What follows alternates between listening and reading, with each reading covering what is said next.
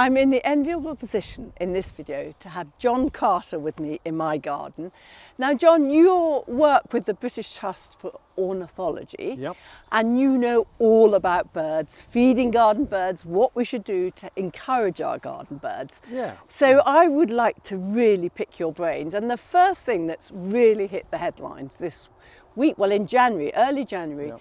was the RSPB saying they were going to withdraw for the time being sales of flat bird feeders. Yeah. Now that, everyone thought that was extraordinary. Can you explain why that is? Yeah, I mean, there's a review going on around supplementary feeding of birds, and we're involved in that with the RSPB, and we're just looking at the concerns around transmission of diseases, which has really impacted many of our kind of common species.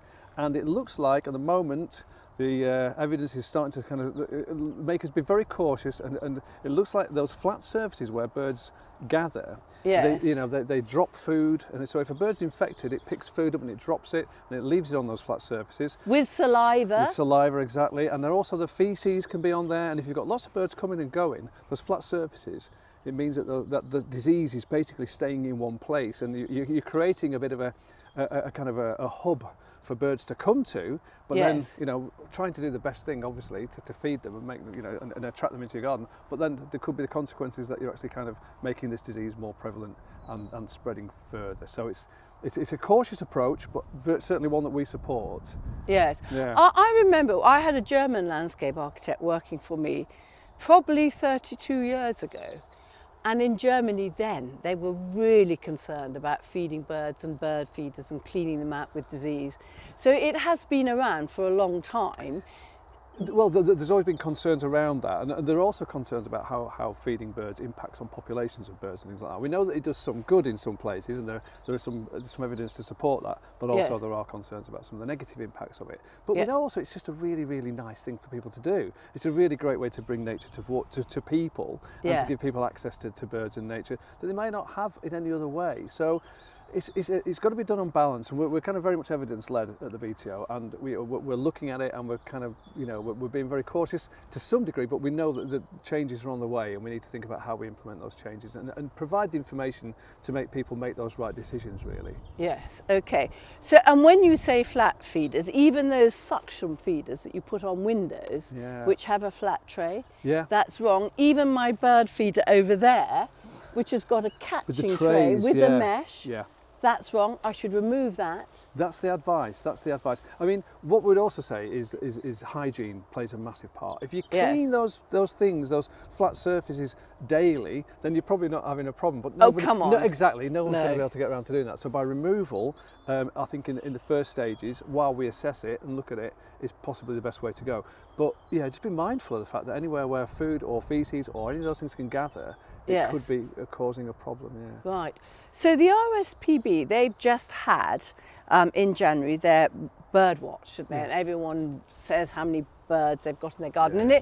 and it's immensely popular. It started with Blue Peter, Yeah. but you, the BTO, do another survey. Now explain what the importance of that is. Yeah, we have a garden bird watch survey, which is all year round. So the Yes. big garden bird watch, the RSPB one's brilliant. It's the end of January. Lots of people get involved, hundreds of thousands of people get into it. It's a fabulous way to kind of create this snapshot. But the research that we do is kind of fed by people just sending us the details of the birds that they have in their gardens and how they're behaving. And it doesn't take a great deal of time up, but it just goes all year round. So it gives us science essentially. So we're able to really put this into valuable data, and we can see some of the changes that are happening, and we can see it all over the country, where populations are going up, where they're going down, where certain species are doing well and less well in other areas. So it's really useful information. But they also, am I right in thinking, so if I were to do your survey here, I would record the amount of hedges and the type of habitat, is that You can right? do. It's up to you really how much right. information. I mean, if you just want to do 20 minutes a week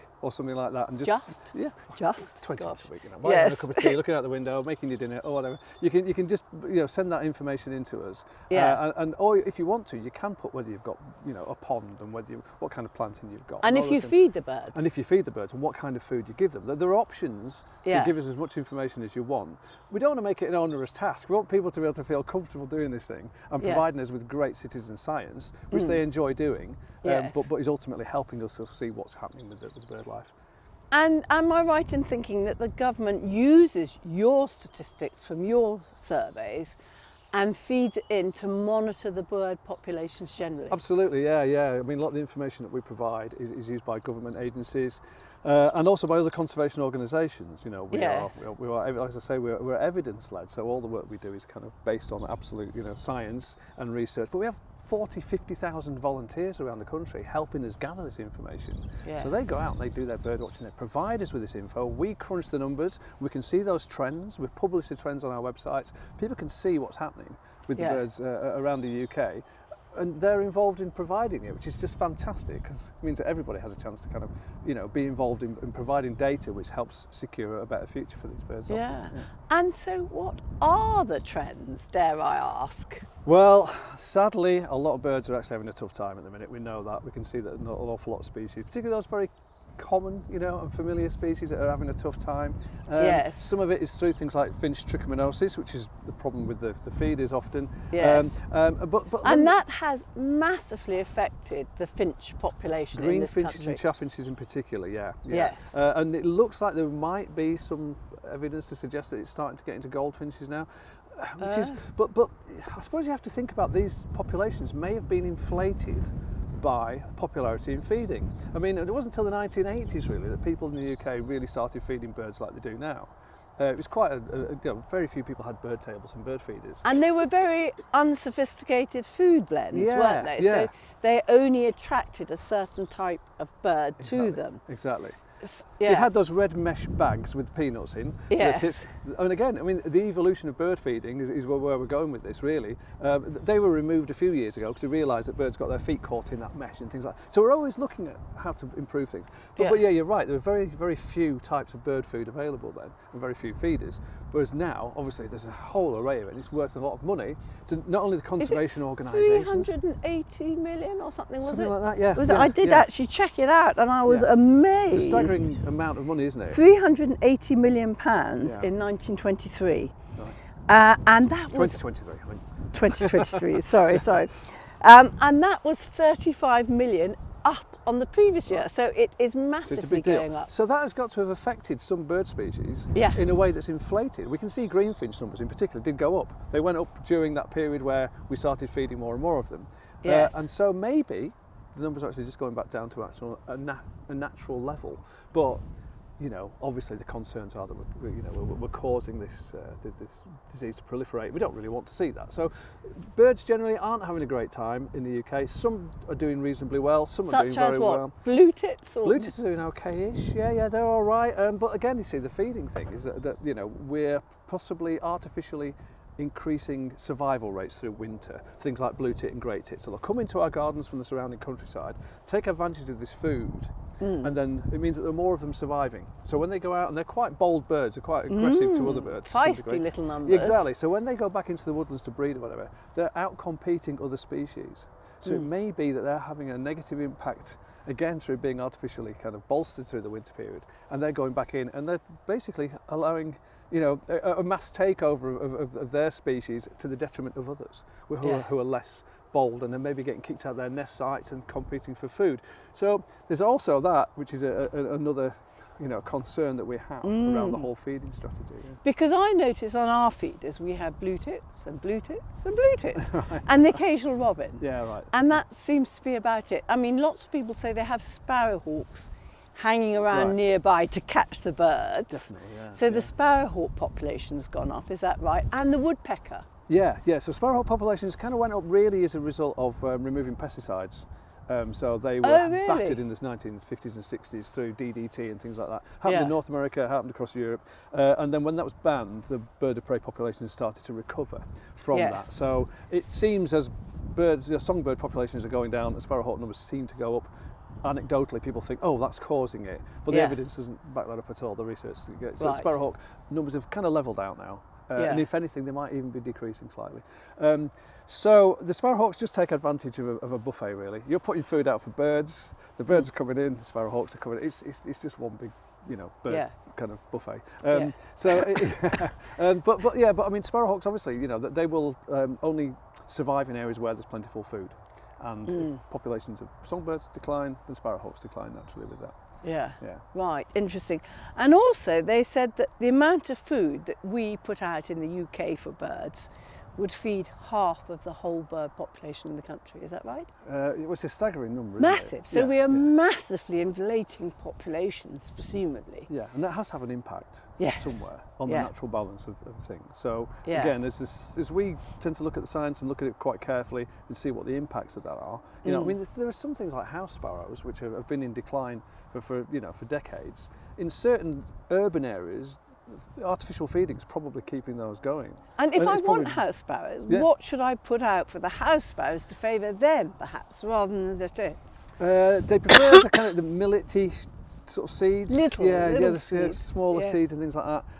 I mean, the array of different foods is incredible. I mean, things like sunflower hearts, as opposed to black sunflower seeds, Yes. is beneficial because the sunflower hearts are very quickly accessible, and then you've got to dehusk the seed, which creates mess on the floor, which can add to phosphate levels and things like that if you've got lots of feed. Phosphate levels from the bird poo, basically. Well, I'm from the waste food that gets dropped and things Oh, like I that. see, that's high in phosphate. Yeah. And so that can influence kind of ground plants around Yes. it. But I mean, I think that's where you've got large concentrations of lots of feeders. It's probably not going to affect many people's garden, ecology really too much. But yeah, I mean, do notice though, my husband hung them up in the flower beds initially.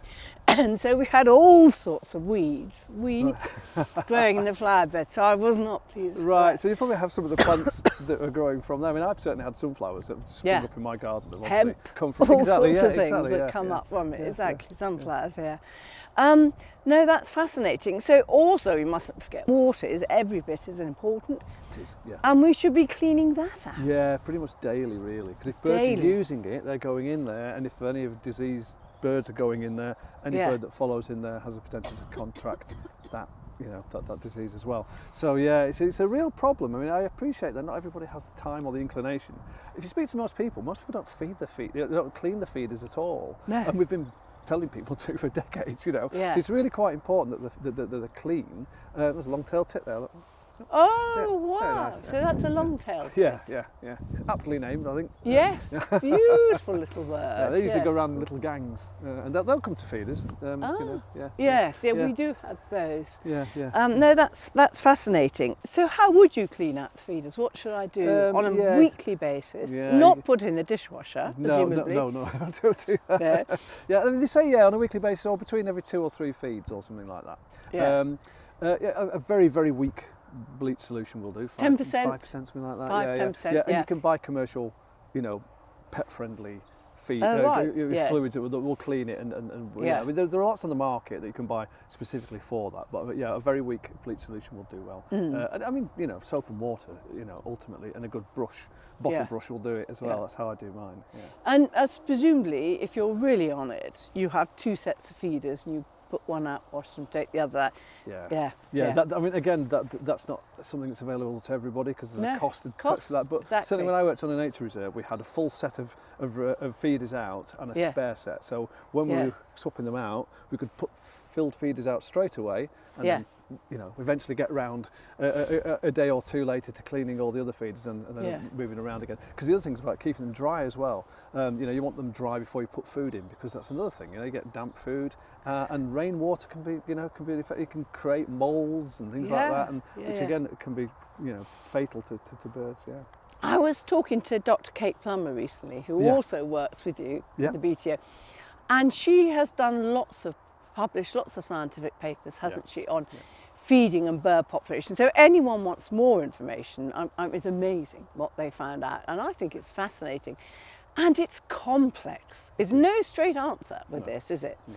But if we want to increase the number of birds, and we all say we're worried by the lack of insects in the garden. You know, you drive along, and when I was a child, the windscreen, car windscreen was splattered with all these dead insects. Now we never get them, so the insects are going, and the birds are presumably declining with them. So we want to do something. We have truly, really mucked up this planet, haven't we, on a big scale? Yeah, we're doing a great job of that. Yeah, absolutely. Yeah. And and then the one where I think that gardeners, we appreciate them probably more than most, because it's so lovely interacting with the birds around us all the time. Exactly, you don't even have to know what they're all called or how to tell them apart. Just being around them, I think, is just really good for people. The sound of it, the sheer sight of birds moving around, and knowing that you're providing this space for them, sharing this space with them, you know, it's really, really good. It's great for well-being. It's great for all those things that people talk about. You know, just being part of that, you know, connected to nature is really valuable, I think. Yeah. Really nice point. So A, I should not be having flat bottom feeders. I should remove that one. B, I should move the position of my feeders. Yeah, so keep them going around the garden. So we're not getting build up of mouldy food and stuff underneath. Yeah. And C, I should be clearing up any excess feed, should I? I mean, what about the blackbirds, the ground feeders? They are the ground feeders, aren't they? Blackbirds. Yeah. Robins I mean, you can put, you know, bits of food out for them, you know, on the ground for them to feed bits in. Of old apple, bits of... Absolutely, apple's great, fruit and things like that. But I mean, generally speaking, birds like blackbirds can find enough food. I mean, most birds can find enough food. Even when it was, say, like snow on the ground and frozen. This is it. When it gets really, really brutal, that's the time to kind of... Again, it's about thinking about it as supplementary feeding. About it's not part of their diet. You know, let them find food as they should in a natural way, I think, is generally the best advice. But it's nice to bring birds in. So, you know, particularly when it's tough, when it's frozen, when it's cold, you know, small birds in particular struggle when it's really cold. So yeah, by providing some food sometimes is great, but maybe you know, but I suppose if you just follow that kind of hygiene regime and you know, keep them moving around a little bit, you can probably feed them all year round, really. And again, I mean, as the review comes out later this year, we'll have some probably clearer guidelines on that one. There is a big review coming out with all your stats, is that right? Yeah, we're with RSPB and the Zoological Society of London, and we're looking at basically what the impact of supplementary feeding is across the country. And when will that have been peer reviewed? When can we see that? Hopefully it's going to come out later this year. Yeah, lovely. And then the final awful point is if I saw a sick bird hopping around here, and how would I know that it was a sick bird? Lethargy and you know, sometimes it's quite obvious a bird you know, it just doesn't really do very much. It might but would it come out here? If it may well come and sit out on the feeder and things like that. Yeah, basically just remove all feeders, take them away completely, because that way you're going to prevent those ill birds from gathering, but also it spreads them out a bit, so they're less likely to be kind of condensed in one area.